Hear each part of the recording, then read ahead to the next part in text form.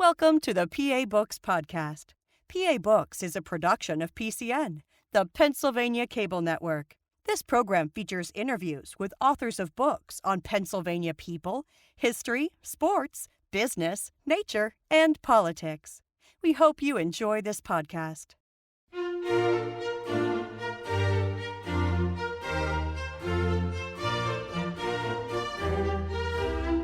This week on PA Books, Ryan Brown, author of Pittsburgh and the Great Steel Strike of 1919. Ryan Brown, author of Pittsburgh and the Great Steel Strike of 1919. Why'd you write the book? Well, I for one, the anniversary was here. I mean, it was a perfect opportunity to relate a historical topic that no one really thinks much about in this area and kind of give it a hook that people would say, wow, this was 100 years ago. But also, I think there's such a wave of organizing activity, of kind of what at that time would have been considered political radicalism, of strikes. I mean, we're having more strikes in the last couple of years than there have been in decades before. And so I thought it was a perfect opportunity to talk about a local event that not many people know about, but which has so many parallels or so many lessons now 100 years later. So what did it mean to be a union in 1919? Well, it was a lot different than it is now. I mean, in the 1930s, during the New Deal, the way that unions organized changed completely. There was like a legalistic framework for them. In a lot of ways, it helped them organize. It made them stronger. It made them more numerous. But it allowed them to have a legal structure they could operate for bargaining, for support from the National Labor Relations Board. In 1919, it was nothing like that. It was sort of a free-for-all in many respects. Unions operated secretly until they didn't anymore in a mill or factory. They were made up basically of just whatever members were able to become active at that moment. There was a constant battle to keep membership up, to keep them, if they were able to be recognized, to keep that recognition. It was much more of a struggle than you would see in a lot of workplaces now, where the union is just an accepted fact of life. Well, what was their legal standing? I mean, were they legally allowed to collectively bargain? They were, and they did collectively bargain. In fact, in the 1919 steel strike, one of their big demands of the union that struck was the right to be recognized as a bargaining representative. In many industries, especially like this, that were hostile to organizing, it was difficult to get that base level of recognition. And there wouldn't be a federally administered election the way there would be now. It was if they had enough power, they had a union. There's a phrase that some unions still use, which is anytime there's two or more workers in a job site together, there's a union, if they're talking about their conditions and trying to fix them. And that was a lot of the mentality at that time. As long as there was a core or a nucleus of people trying to expand, they were going to try to do it. Whether they had a negotiated contract or not, their power just came from numbers. Would the companies sometimes say, oh, you're a union member, you're fired, or you're a union leader, you're fired? Absolutely. In fact, William Z. Foster, who was the head organizer of the 1919 campaign that led to the strike, he was kind of the main figure on the union's behalf. He described some towns as a bleeding wound of workers, where essentially if the bosses caught wind, everyone who was involved would be done away with. They'd be fired, they could be blacklisted. There was violence committed in many cases, I talk about in the book. It was not, and that's the sort of thing that still happens today to an extent, but it was certainly much more open and explicit at that time, often with the connivance of local authorities or of the police or of politicians. If you were organizing, you were constantly putting yourself at danger. And that's, as you can see in this strike, I mean, many people died, many were blacklisted. It was not a peaceful time for organizers. What was the state of the steel industry then? Who were the big companies? There was a big company largely. There was U.S. Steel, which was they often called the Steel Trust, dismissively, the union organizers. It was by far the biggest power. It set wages, it set conditions. It had been formed at the turn of the century from a collection of smaller ones, the core of which was Carnegie's steel empire. And when they organized into one major conglomerate, the nascent unions there tried to strike and failed, kind of to flex their muscle to say, look, this new trust can't stop us. They failed in doing so for a number of reasons. And so you had this one massive corporation that set the conditions that was generally hostile to unions. And then there were a collection of smaller companies scattered throughout the country. You had Bethlehem Steel, or Midland, some of these companies that were the remnants of the 1800 system of owner-operators, sort of. They weren't so much part of the trust. But it was hundreds of thousands of workers across the entire country, but Pittsburgh was the heart of it. They described the principality of steel, some of the writers of the time, as I use that phrase in the book, basically across the Ohio and the Allegheny and the Monongahela valleys. And that was the heart of the industry, and that was what the organizers knew they had to tackle if they were going to get this industry unionized. Why Pittsburgh? Well, they didn't initially start in Pittsburgh, interestingly. William Foster and his collection of organizers from the top had started in Chicago. The union people. Yes, the union organizers. They had started in Chicago after Foster organized packing house workers. And it was such a successful drive that some of these figures who were dedicated to organizing AFL, American Federation of Labor Unions, decided that the steel industry would be the next great target. It was a massive industry. It was almost totally unorganized. To the extent that there was a union, it was never really recognized. And it was a strategically important industry. It was tied to coal, it was tied to the railroads. All these industries fed into it. If they could organize that, it would have been a massive victory for the labor movement, unprecedented. And in order to get steel, you had to have Pittsburgh. So after starting their campaign in Chicago, the top organizers did move to downtown Pittsburgh, and they more or less plugged into existing organizing that was happening. It wasn't like they created the concept out here. There were, for decades, workers around Pittsburgh, and we all know about the Homestead strike. We know about those events. Workers in this area had been fighting for a long time. What these national organizers did was bring it to an unprecedented scale, taking it across the country, making it an industrial campaign, as they would have called it, rather than a series of craft unions fighting it out in individual mills. I have to ask you about one early union that you mentioned, just because of the name, the Sons of Vulcan. Yeah. The Sons of Vulcan were iron workers, and they were one of the first organized groups in this industry in America. And it represented mostly puddlers who worked in iron, and these were people who stirred pots of iron, molten iron, and they used these big metal bars and would stir them in, and the bars would melt as they stirred. And these were people who they had incredible skill, training. It was a craft in every way. And you'd be brought up in it, you'd spend years learning it. And so they had a lot of power. And it's interesting when you look at the early strikes by workers like these, the way that it's described, even in the 1850s or 60s, they see themselves as fighting against exploitation, in some newspaper clippings they say it's like the battle against the capitalistic system. It's really interesting that early that they're talking in these radical ways, but for the most part unions were craft-based. It was, as long as we have monopoly on our skill and our labor, we can get some pretty good pay out of it. And that was fine for the time, but you start to see, after the era of the Sons of Vulcan, you start to see more of an interest in this industrial organizing. As the decades go by, it becomes clear that skilled labor wasn't going to be the wave of the future for steel anymore. It was going to be armies of workers running machines. And so the model they used had to change. If you were to walk around Pittsburgh in 1919, what would you have seen? You would have seen certainly a much dirtier and more industrial city. I was just reading recently about a study that shows Pittsburgh is at basically the low ebb at any point of even post-industrial economy. So it would be a completely different world 100 years ago.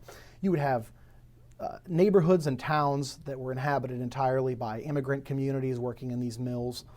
If you read about some of these towns outside Pittsburgh, especially like Braddock, they describe these shacks or small homes that the workers would live in, often communally with their families from Eastern European countries. They were covered in soot and smoke from the mills and just from daily life. The women would desperately try to keep these curtains white. There was a writer who discussed that. I think I mentioned that it was kind of a sign of resistance against this industrial surrounding they lived in, that we can still have a nice home life. But daily life for people would have been very difficult, especially in these towns. I mean, you would have men who were working 12-hour days, 7 days a week. Sometimes they'd be doing 24-hour shifts. Their home lives often revolved around ethnic or cultural communities. You'd see a lot more neighborhoods that were broken down by that. And you can see that even during the strike, the way that it was sort of divided along ethnic or racial, cultural lines. But a lot of these neighborhoods had thriving communities, both of unions and of cultural unity, but also of politics. I mean, you see much more in these terms of radical politics, radical organizing at this time, that was in every neighborhood, deep rooted in it.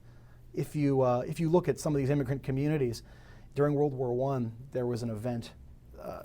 It was an anti-war gathering protesting the war in Europe, which I don't believe the United States was in at this point. And they talk about how 6 different socialist choirs of every different ethnic group on the north side was going to be singing at this. It's amazing to think the way that this organizing and politics were so deeply rooted in these ethnic communities.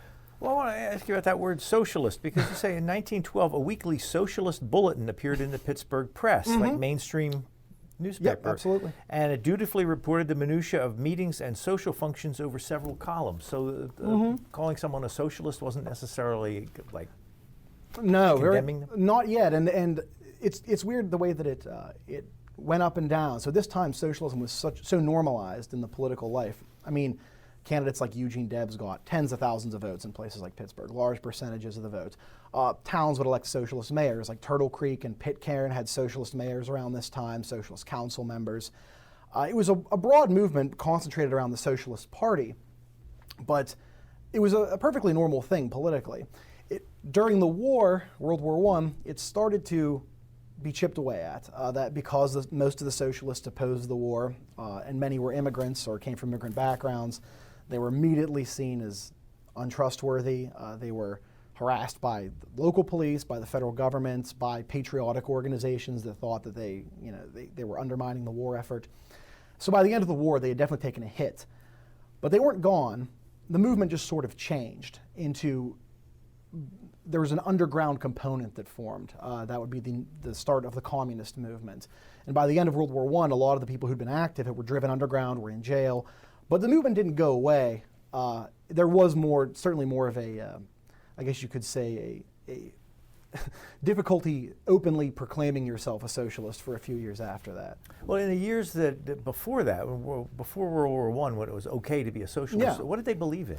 Well, there were a few different ranges of belief. It wasn't a unitary movement or organization, certainly, nor is it today. You had people who were sometimes dismissed as socialists, which is people who wanted reforms. They were the kind of guys who would run for local office. There's one candidate who became a council member out in Altoona, which is hard to imagine today, a socialist in Altoona, but he pushed for garbage collection and sewer upgrades. It was they called it sewer socialism in some cities. It was basically just progressive politics on a local level. And they just wanted day-to-day improvements in the lives of working people. But there were also much more radical wings of this movement. You had the industrial workers of the world who became very influential around this time and then quickly fell off in influence for a while. And they were much more radical. They didn't really believe in elections. They believed in sabotaging workplaces and organizing underground. And you went so far as to have groups, especially in some immigrant communities, like anarchists who might have known and associated with these socialists but might not have been approving of their methods. They didn't care for electoralism or anything like that. So it was a tableau of all these different ideologies. But for the most part, the ones you'd run into day to day would be people like Eugene Debs, the candidate who was definitely a firebrand, but who believed in running in elections, who had a lot of national followers, got a lot of good press. It was certainly not an insult to be a socialist at that time. Did that change when the Russian Revolution happened in 1917? Yeah, that was a major influence, and that had a lot of repercussions here in Pittsburgh. When the Russian Revolution happened, it divided the socialist movement. It divided a lot of radicals and activists and even just progressives, as well as the unions. Suddenly, ideas that had been seen as reasonably mainstream were now radical. They were dangerous. They were the signs of Bolshevism, which is the word you keep seeing again and again in the local press. Everybody was a Bolshevik if they did anything too radical. There was this fear of spies or saboteurs everywhere. And that came with the Russian Revolution, because all of a sudden the socialists weren't all interested in running for office. Some of them thought that there should be nationwide strikes, there should be uprisings. It was a very different situation, but it was certainly used by the powers that be, I think, to tar everyone in the same brush. So getting back to the steel mills then, if you would walk through a steel mill in 1919, what would it have been like? Well, it would have a lot of a lot of immigrant workers divided by their ethnicity, for one thing. If you look at the way that the workers were split up, different jobs were associated with different backgrounds, different skill levels. So the people who had once been immigrant workers themselves, like Irish and German workers, had by this point moved up into more managerial or white-collar jobs in many cases. So there's a hierarchy? Yeah, there was immigrant certainly groups? a hierarchy, and that continued for decades after. I mean, it's a thing you still see after World War II anyway. But a lot of the Eastern European immigrants would have been kind of at the bottom of that heap, and they were doing what was considered unskilled work. I mean, manipulating machines. It was a much more technologically advanced system than the Sons of Vulcan would have had. You would see, massive, we can still see them today in many cases, these massive facilities which would have thousands of workers in them, and they would be working these long shifts. In fact, sometimes they would sleep on site for a couple of hours just in periods between shifts. They were running for 24 hours a day, and the rate of injuries and deaths in some of these facilities was certainly shocking to today's standards. I mean, I mentioned, I believe, in McKee's Rocks, there was a finishing plant that made steel cars, and a few years before this strike, they estimated that one worker might die every day, and that just meant that they would have a line outside essentially to replace them with, and they would never stop production over it. So it was certainly a brutal condition to be working and living in. Was it thought to be a desirable job if you were a steel worker? There were desirable aspects of it. I mean, you made enough money to support a family, which couldn't be said of everybody. But the conditions themselves, especially the hours, were such that more pay wasn't always even considered a benefit. They wanted an 8-hour day, many of these workers, and that's what part of the strike was over. But it wasn't just an 8-hour day, because at one point the companies actually relented on that front and said, we'll give you a basic 8-hour day. That is, after 8 hours, you'll get overtime. And that was considered a victory. But for a lot of these workers, that wasn't enough, because sure, you get overtime, but you have no means to use it. You're at work for every waking hour. So they could make money, and especially once World War I was underway, they were much sought after. Their work was in demand. The government was starting to get involved in making sure their conditions were better. They were getting reasonable pay. But it wasn't enough to break those conditions they worked under, and that was something the companies didn't want to relent on. So they could make a living wage as a steel Yeah, worker? a living wage, although certainly not what they would have been after. You could survive on the money they were making, and there were worse jobs in the world than being a steelworker. It was in many ways a fight for dignity, a fight for representation, and a fight for the freedom to have some time with your family, which most other workers got. It was considered abnormal that the steelworkers worked that much. You say in your book that a lot of the steel mills had introduced automation, so they required fewer skilled workers? Yeah, early stages of automation. It was. I mean, we're not talking the kind of things you see today with robotics, obviously, but it was no longer the kind of skilled work. There was a lot more technological advancement. Like they could measure the condition of the steel to be precise using scientific measurements, so that if you needed railroad, you could do it for that. If you needed building materials, you could do it for that. Whereas before, these workers like the puddlers would have to eyeball a lot of this. You have people who had built lifetimes of experience, personally understanding how the steel works. They had almost a relationship with it.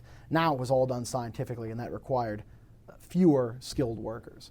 Was it generally pretty steady work, or did it fluctuate? I mean, were there layoffs if the economy was slow? There were fluctuations, certainly, and World War I was one of the big causes of this, is that during the First World War, and especially once the United States got involved, you saw just a surge in demand for steel, both from the European powers and from the United States. And all of a sudden, these workers, as I mentioned, were in desperate need. I mean, they were always sought after, their labor was important, but now the government knew that they had to have these workers on hand. And that meant that they would get better conditions, they would get support from the Wilson administration, that's President Woodrow Wilson, and you would see them getting a degree of, if not representation in their mills, and certainly at least of attention. And that meant that the federal government wanted to avert strikes, the federal government wanted to ensure they weren't walking off the job or seeking work elsewhere. So you certainly saw attention paid to their conditions in a way that wasn't being paid before. But after the war, they quickly recognized that that period was going to end. They were no longer going to be so desired by the government. They wouldn't get the same protections they had during the war. And that the later phases of the war are when the organizers launched that campaign, specifically because they knew they had to protect these gains they had briefly made. Did the mills hire African Americans? They did, not in great numbers, and it varied by location. They were not ever able to rise into the higher ranks. It was discussed that African American workers were basically accepted they would be at the lowest rung forever, that there was no desire to learn skills to advance yourself because they knew they wouldn't be hired. And that extended in some ways into the unions. In many cases, the unions did not pay great attention to them. They weren't kept out of the union explicitly. William Z. Foster, the head organizer of the campaign, talks about that. There were active black workers at the mills, but they were few in number, and they were not treated with the same kind of respect as their white counterparts. And that became a problem during the strike because the companies were able to utilize that racial animus or that distrust toward breaking the strike. Tell me about Elbert Gary. Elbert Gary was the president of U.S. Steel, or the chairman, and he was from an interesting crop of steel executives because you have Carnegie, who's so famous, and Frick and people of that era who were just violently, personally hostile in many cases to organizing. I mean, Frick is famous for that, the Homestead strike. These people had personal problems because they'd come up in the industry as operators themselves, and they felt that a union would interfere with the day-to-day activities. So that kind of personal anger seeped into their interactions with unions.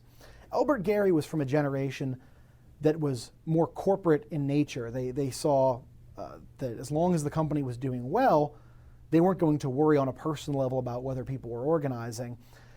And so for a while, actually, the unions, like the amalgamated iron and steel workers, saw some successes because the unions and the bosses were able to at least live side by side, not necessarily peacefully. But when it became clear that this campaign was going to be industry-wide, that it was going to make these widespread demands, that they were demanding total recognition of the union in pretty much every steel mill, executives like Gary turned very quickly to be hostile. Elbert Gary was he was deeply tied to the industry. I mean, the city of Gary, Indiana is his namesake. And in Gary, Indiana, in fact, was a site of some of the worst violence during the strike. So these executives like Gary had a kind of innate hostility by the time the strike took place. They did not want to recognize this, and they saw that it was a testament to the strength of the union movement as a whole, and that by breaking this, they could break it across the industry and across many other industries. I mean, you started to see manufacturers associations and business associations working together in a way they might not have before just to break strikes like this. Interesting character in your book is Alexander Berman. Oh, yes, Berkman. Berkman. Yeah, he was the would-be assassin of Henry Clay Frick, who, while not from Pittsburgh, he's kind of tied into Pittsburgh history so closely. And what's interesting is his life follows so many of these events, from the Homestead strike all the way to the Red Scare, the first Red Scare. So I used him as almost a character because he was present for so much of this. He was an anarchist. He was an immigrant from Russia, very politically involved and aware. He knew many of the famous activists of the time, like Emma Goldman.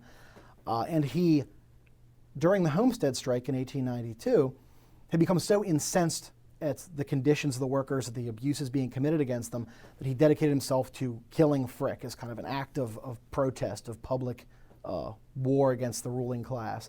So he traveled to Pittsburgh on a train. He went into Frick's office, and he tried to kill him, and he failed. He was apprehended. Frick survived, and Berkman was jailed for, I believe, 14 years. So he spent a lot of time in prison where he kept up his politics. He remained active. And upon his release, he went right back into the anarchist movement. And he ended up being caught up in the Red Scare that came simultaneous with the steel strike. He, as well as a lot of comrades in Pittsburgh, was rounded up and deported back to Russia as an alien radical in this wave of deportations and arrests that struck especially people from Eastern Europe. As union organizing grew, how did the federal government come down on it, and the state government, and say the mayor of Pittsburgh? Well, the federal government took an interesting view of it because Woodrow Wilson was not innately hostile to unions. I mean, they were a base of support in many cases, and he wanted to work with them, but he was not by any means a radical. He wasn't going to go out of his way to support them. But the federal government had, as I mentioned, helped unions improve their conditions during the war. They formed these wartime labor boards that aimed to protect workers' conditions as best they could to kind of ensure peace. They would bring to the table executives and unions for the first time in many cases to ensure there was labor peace. But after that, Wilson recognized that he didn't quite need the workers, I think, in the way that he did before. And so the federal government, while not immediately hostile to organizers, took a different tack. His main interest was in ensuring that the strike was at least delayed as much as possible or minimized. And the federal government had exchanges with some of the organizers in which they said, essentially, like, please don't strike, we need you not to strike. And many of the workers were getting fed up with this. They were saying our conditions are getting worse, we're being fired en masse. So you started to see a little bit more hostility from the government. And that became most obvious in Gary, Indiana, where U.S. Army troops came in and broke the strike by force. That didn't happen in Pittsburgh, but in some of these steel towns, that was what you saw, was a total crackdown. At the state level and at the local level, there was a general hostility as well, especially in towns that were more or less under the sway of the steel companies, or the steel trust as they would have been called. You had a lot of local government officials who had either worked directly for the companies or who had close ties, and they used the police more or less as strike breakers. Pennsylvania had a long history of law enforcement being used for that purpose. There were the coal and iron police, who famously had been used in a lot of the strikes out in eastern Pennsylvania, coal strikes. They were kind of on the downswing at this time. They weren't as heavily used in 1919. But what they did have was the state police and state constables, many of whom the workers dismissed as Cossacks. You know, they called them, they'd come from Eastern Europe, from the Russian Empire. They saw these cavalry used by the Tsar to put down strikes and protests, and they referred to them the same way in America because they saw horse-mounted armed police breaking up their strikes. So there's a lot of hostility, and especially in these small towns where there was kind of a personal level to it. In Homestead, for example, the mayor had been a striker in 1892 in the Homestead strike, but as the organizers put it, he had recovered from his unionism and now was on the side of the companies and helped ensure they couldn't have meetings, that when they had gatherings, that there would be someone on hand to ensure they didn't break out into a protest. They would often have police on hand to break them up after a certain period of time, or they would say you can't speak foreign languages. So the government officials certainly were by and large not friendly to the strike or to the organizers. And the city of Pittsburgh was like one political party, the workers' party, the other political party, the management party? No, there wasn't. It wasn't the kind of divide you would have seen even a couple decades later. And I'm not expert on the party politics in Pittsburgh at this time, but you wouldn't have seen a workers' party per se. There was such a tapestry of these different workers' movements and parties and organizations. Certainly a lot of Democrats, there you would have seen them with ties to labor, but you also would have seen a lot of people being more loyal to these what might be considered radical or immigrant-focused parties like the socialists. And so the city of Pittsburgh itself was seen so much as the heart of the steel industry that it was almost unbreakable. Even the organizers themselves, I believe they described it as capitalism with a chip on its shoulder, that it was totally under the sway of the companies. And so even though the campaign operated from downtown Pittsburgh, a lot of the campaign itself focused on the towns surrounding the city, or towns like Braddock and Clairton, those kind of areas. That was where a lot of the action of the strike itself was. How did Pittsburgh come to be the heart of the steel industry? Well, a good geographic location. Certainly it was, head of the Ohio River, can be easily transported out of the country, good access to the East Coast. And there was this network of sub-industries, more or less, that fed the steel industry that surrounded Pittsburgh. So you had, for example, the railroads. All over Pennsylvania and West Virginia, the railroads took coal into the city. There were barges that would take it in. You had iron that came from the upper Midwest. The Mesabi Range in Minnesota was a big center of that. And you would see barges that went across the Great Lakes toward the area of Erie. So it was this network of related industries that fed into steel, and Pittsburgh was kind of perfectly situated at the heart of it. But there were a lot of other areas of the country that had steel industries, the Chicago area, even out in Colorado and like New Mexico. In that area, there were kind of small-scale industries that saw a lot of action during the strike as well. When you were putting this book together, did you do a lot of reading of newspapers of the era? Yeah, I used a lot of newspaper archives, and it's fascinating to read the papers of the time. Just the way that they talked about the strike itself. I mean, there was not always a lot of pretense of neutrality, especially as the strike went on and the Red Scare got into its full swing. I mean, you started to see a lot of articles just openly about, Reds and Bolsheviks. They would say that scarcely a Red will speak his name in some of these areas of the hills around Pittsburgh and West Virginia. So they talked in this very jingoistic kind of way, saying, these people are foreigners. They're kind of going to bring tyranny to the country. It was interesting to read through, but in addition to newspapers, I used a lot of the archives, like from the University of Pittsburgh has some archives that relate to the strike and to the organizing efforts. And there were a lot of books at the time, contemporary books that are more or less out of print, but which have a lot of this kind of day-to-day action of what was happening, observations of the regular people, which is hard to get sometimes. When the strike started approaching, how did the union go from being this secretive thing that you might lose your job if you're a member of, to being strong enough to say, okay, we're hitting the bricks? Well, it depended on the town and the conditions. So it was known that there was a union probably in most plants or towns, but in many cases its membership might be kept to some degree secret, or its membership certainly would rotate. But you would see in some of these towns, once the campaign opened up fully, just immediate clashes and struggles. An example is in Johnstown, where the union became particularly powerful during this campaign. And the strikers there, the workers there, were talking about wanting to go on strike ahead of schedule. They were the organizers, and this is a problem even today in some union campaigns, is the workers get ahead of themselves and the organizers are trying to hold them back a little bit.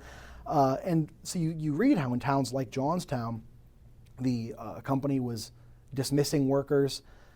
They were being laid off if they were found to be associated with the union, and those who remained were saying, now is our time to strike. Like, we can't keep losing membership like this. We're getting powerful, but if we don't do it now, they might crack down on us even harder.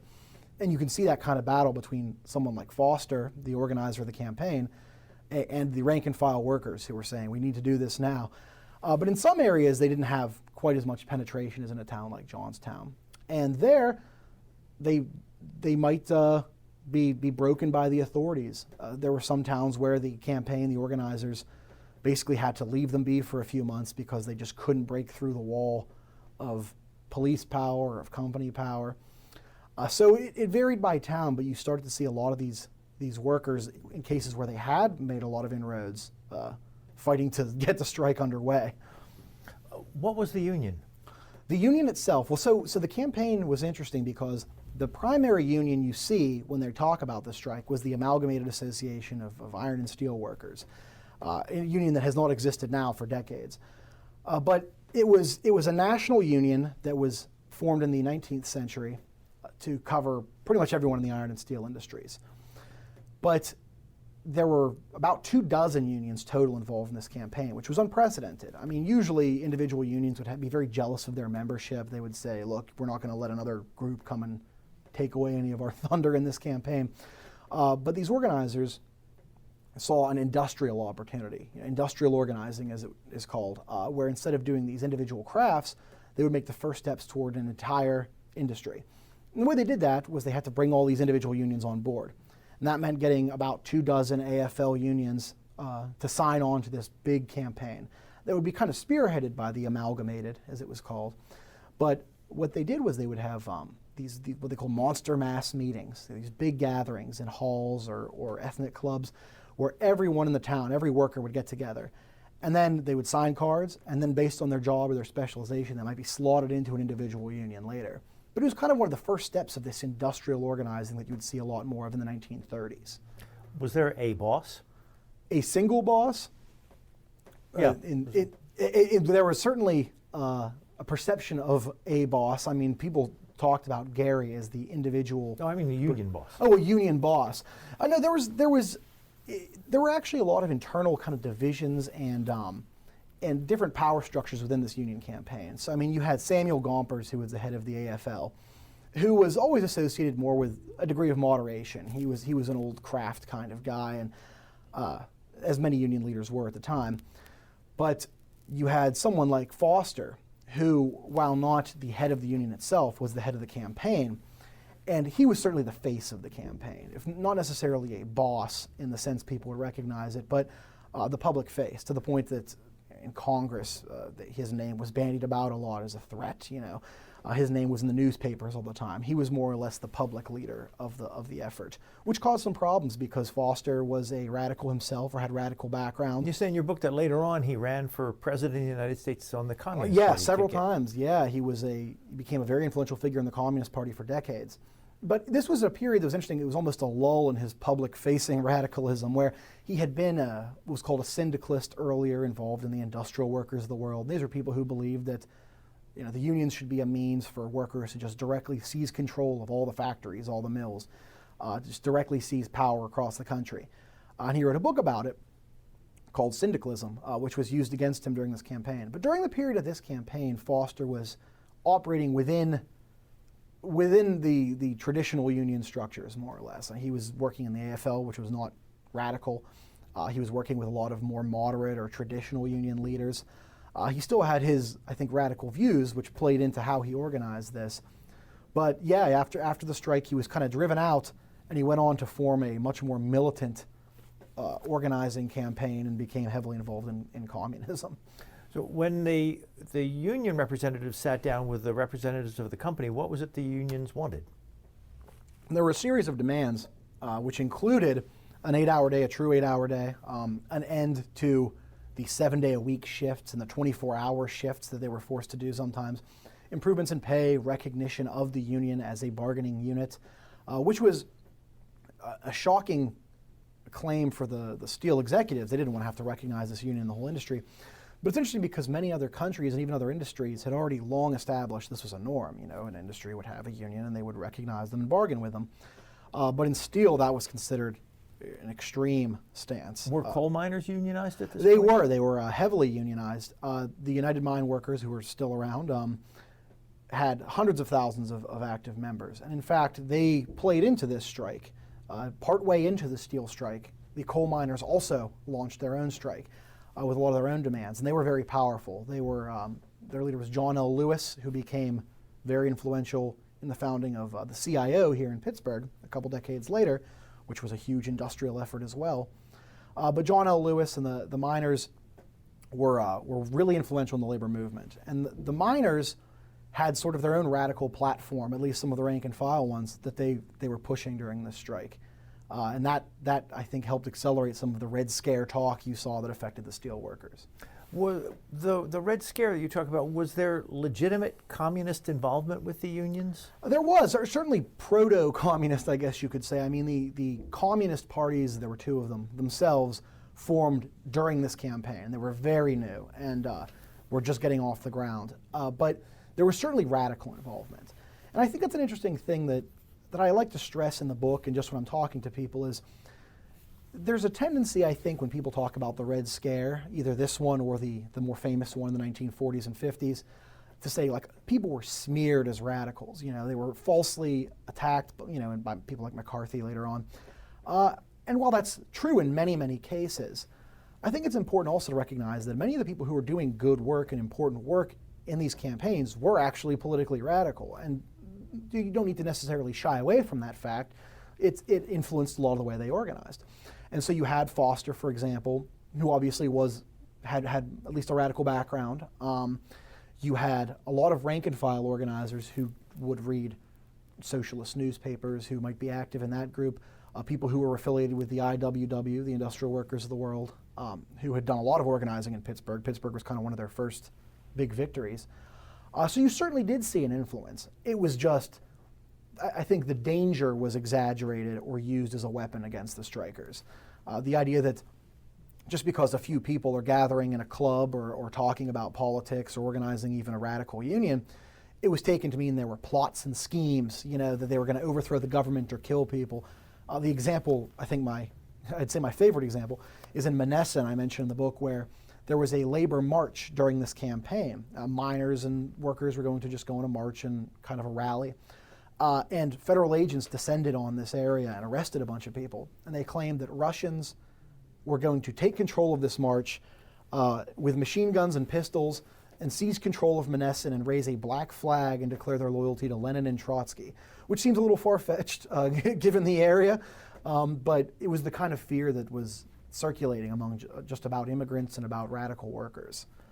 Was there any connection between the communists organizing here in Pittsburgh and the communists in Europe? Well, there were certainly ideological connections. People who, the fault lines within unions and within the political movements broke during 1919, where people who had been more moderate, those kind of people who ran for elected office as socialists or who just believed in organizing unions, started to split from the people who looked to Russia as a model, an inspiration for workers in America.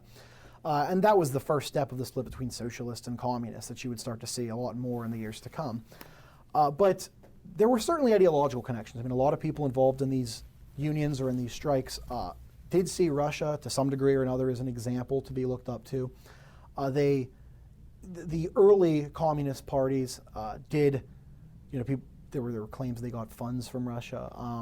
So there were ties. They were all working together in what's called the Comintern, the Communist International. So they certainly worked alongside the similar groups from other countries, but I think the idea of like the spy conspiracy was certainly exaggerated. They were mostly just activists and union organizers. I want to ask about one thing. You write about this, the summer of 1919, you said the miners had their own strike after the steel workers. And you said the most militant coal miners across the country saw their chance to act, and they had a meeting and they endorsed a 60% pay cut, a couple of other things. But one of the things they endorsed was the Plum Plan, under which the federal government would nationalize the railroads and turn over half their profits to the workers. Yeah, so during World War I and after it, immediately after it, the railroads actually were nationalized, and just as a kind of a wartime necessity. And that was, by about 1920, I believe, was reversed. But the coal miners argued, they had said, there was an economist or a thinker named Plum who came up with this idea that the railroads should be held in common, publicly and by the workers. And that was seen as a very radical idea, and that was part of their premise. They also were accused of wanting to nationalize the coal mines. I was just recently reading a headline from 1919 where it was saying socialistic ideas among the coal miners, and the claim was that they were going to try to nationalize every industry. They were, this was like the front of increasing nationalizations. And it did sound very radical to people at the time, but it's worth noting that in other countries, like in Europe, like in Britain and in Germany, it wasn't that strange for unions to call for these kind of reforms. America was an interesting place at that time, where even though we had nationalized the railroads, that was suddenly seen as the influence of Bolsheviks as soon as the war was over. So was there one moment when the union and the companies got at loggerheads and said, "Okay, this is it. It was kind of a slow burn. There was this period of run up to the strike itself, which began on September 22nd, 1919, and went on for months. There was this period of increasing worry as both sides exchanged letters or telegrams, basically threatening each other with increasing anger.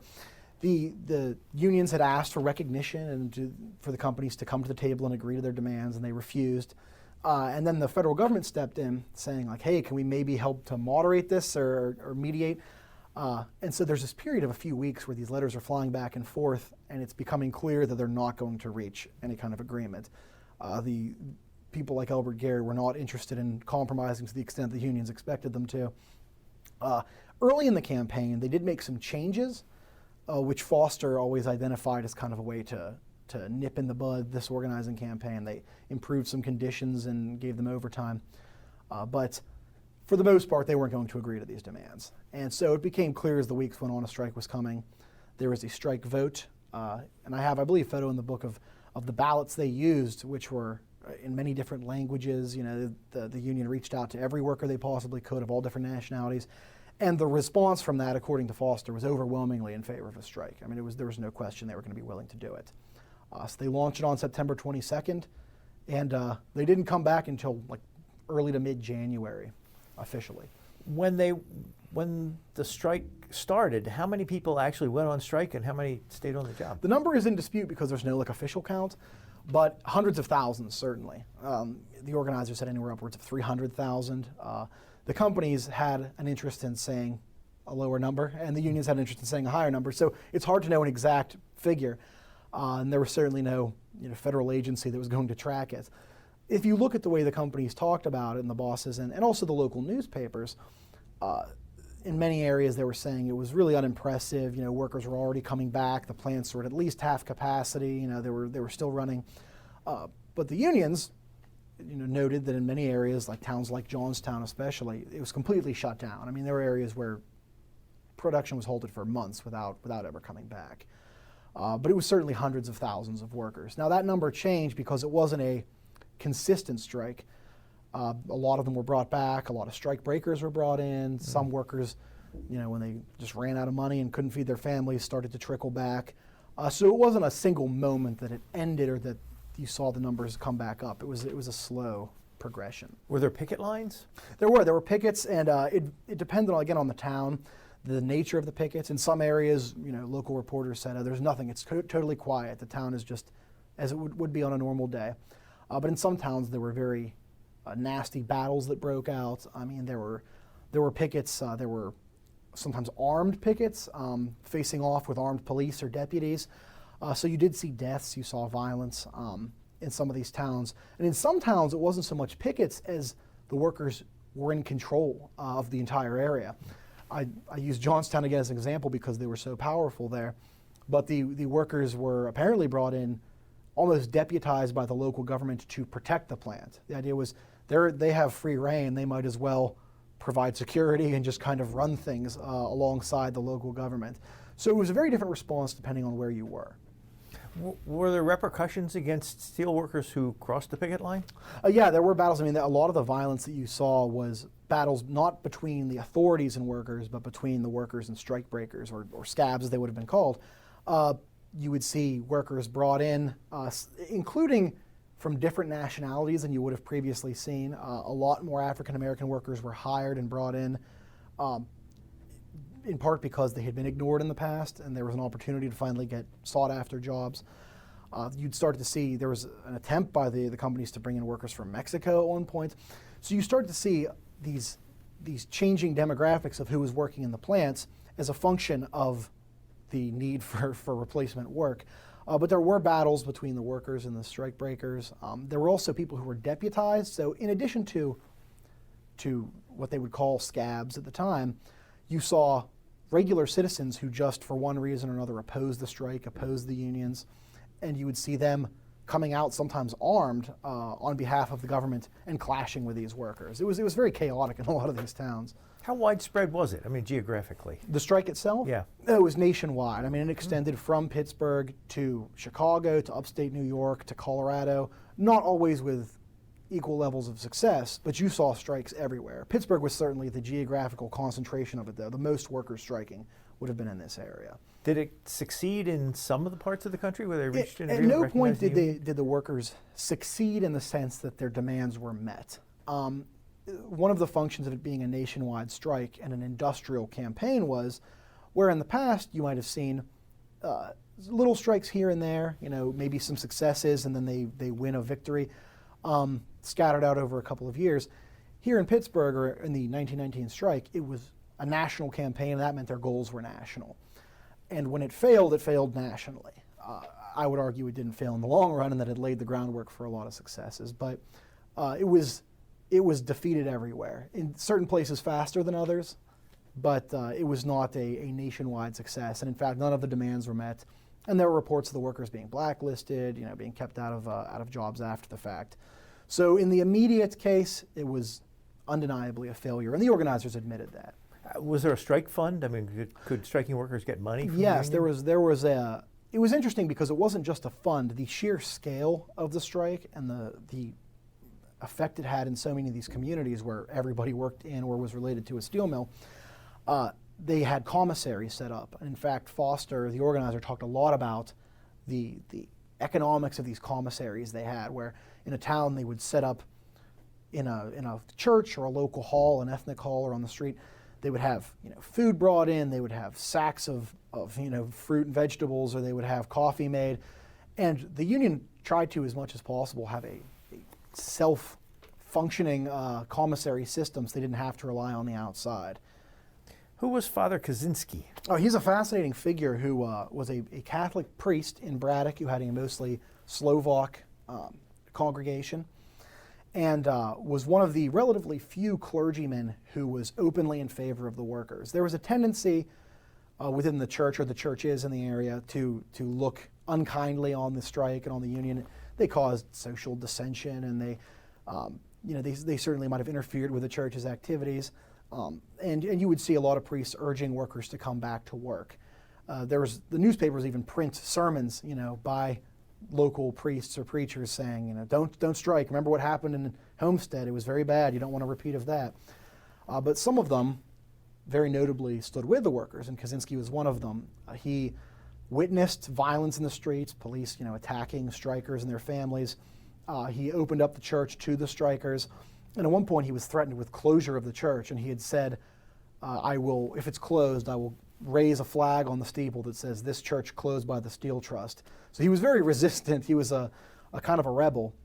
And he's become kind of a folk figure for a lot of people since then. People remember him as one of the rare public figures in favor of the strike. You mentioned the sermons that were printed in the papers, but how did the newspapers report on the strike? It depends to some degree on the newspaper, but the local press certainly had a lot of influence from the steel companies. And you can see that even if they weren't explicitly on the side of them, a lot of their information would have come from the steel companies, from the bosses. And you would see that in terms of the numbers of workers reported as coming back. Every day of the strike, they reported, 10,000 more workers returned or something, hundreds more back to the mills. It was always dying. The strike was always failing if you read these headlines, which by the end was definitely true. But it seems like even at its height, there weren't a lot of reports of successes from the strikers. And you start to see a lot more of the Red Scare kind of language creeping in as the strike goes on. A lot more of the talk about Bolsheviks and agitators and, Reds being rounded up. Often in the context of labor trouble. So even if they would just be, say, federal agents come and arrest some radicals, there would always be mentions of, like, with ongoing labor unrest, there might be ties. It was a lot of the reporting was more or less sensational about the nature of the strikers themselves and of the strike. But that's not uniform. I mean, there were certainly cases where they would report favorably on individual events for the strikers. But if you read it, a lot of it was pretty shocking. And you would see a lot of advertisements, too, from the steel companies. There's the famous one that's kind of a symbol of the strike, is a full-page advertisement taken out in the local papers with Uncle Sam calling on strikers saying, "Get back to work. The strike has failed." It's all different languages. So they certainly had a lot of money to put into advertising, if nothing else. Was there some moment that the strike collapsed, or was it just a gradual It was definitely eroding? Gradual. In some areas, it was faster than others. In towns like Johnstown, once the first workers started to return, observers said, that was when I knew it was going to fail. Once you see in strong areas like that people are just starting to give up, this trickle was going to turn into a flood soon. By January, it's interesting, you start to see the reports in the newspapers moving further and further into the paper and getting smaller and smaller. So what had started as front page spreads saying, strike, workers, battles happening, now are little notes saying, a few more workers headed back, this plant is now at full capacity. By January, you see executives celebrating and drinking and singing in one report, like a society kind of report, that they're all having a good time and forecasting a great year for the steel industry. So by then you know that it's not forefront of anybody's mind except the workers themselves. And by mid-January they had voted to return to work, and it was kind of accepted as a dead letter. But was anything learned from it? I mean, did the workers end up benefiting at all from the strike, or was it all a victory? I would argue a tremendous amount was learned, but it wasn't immediately known how much was learned. Foster himself wrote, and one of the big sources I use is a book that just studied the strike. It was printed shortly after the fact. And he analyzes very closely what had succeeded, what had failed, what should be replicated in the future. I mean, he was a lifelong radical, so he was going to use everything he did as an example for future organizing. And he did. He wrote more books on steel strikes later in his life. But I think one of the big lessons that came from it was that industrial organizing has a future. It could work. It hadn't been tried on such a national scale yet. It had previously been the province of sort of radical small groups like the IWW, who were seen as unserious or dangerous. And suddenly, you had a bunch of different unions allying together and doing a nationwide campaign. And that was something that became the norm in the 1930s when Foster was still around.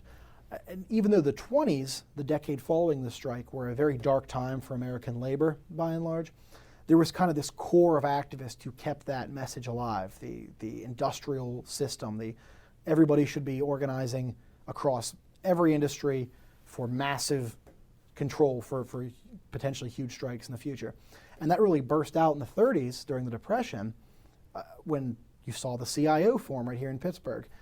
And it was a trend that I think started or was in many ways sparked by 1919, even if people at the time didn't necessarily recognize it.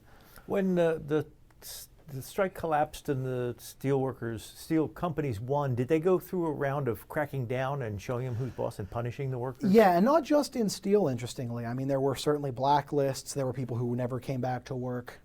There was a change in the kind of people who were doing the work. But you also saw throughout the 1920s a general crackdown on organized labor. There was a lot of the use of these court injunctions to shut down strikes almost before they started. A lot of these business groups started working together in the 20s to wage legal or physical battles against organizing efforts. And so the steel strike in many ways, and a couple of the other strikes like the coal strike, I think, marked a high tide for a while of organizing. And after that, it was a crackdown period. And it certainly was, and even the radicals identified it that way. You mentioned about deportations. Yes. And you have something in your book about the Palmer raids? Yes, yeah. There was a series of these government raids. People often think of the Red Scare in terms of the 40s and 50s and congressional hearings, but it started at this time with the Attorney General Mitchell Palmer, who cracked down after a wave of these kind of these fears of immigrant radicals. Palmer led a series of these raids against IWW members, against anarchists, against Russians, against communists, and it drove a lot of that radical movement underground for years. You wouldn't see them emerge as a national political force until, again, the 1930s, when industrial organizing picked up again.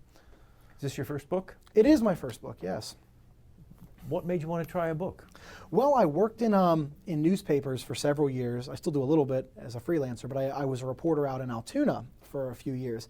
And I loved reporting, but the thing I loved most was writing, one, about labor stuff when I got the few opportunities to, but also history, local history. I just loved local history. I loved talking to older veterans or talking about some neighborhood that had long since changed. That was my favorite kind of stuff to cover.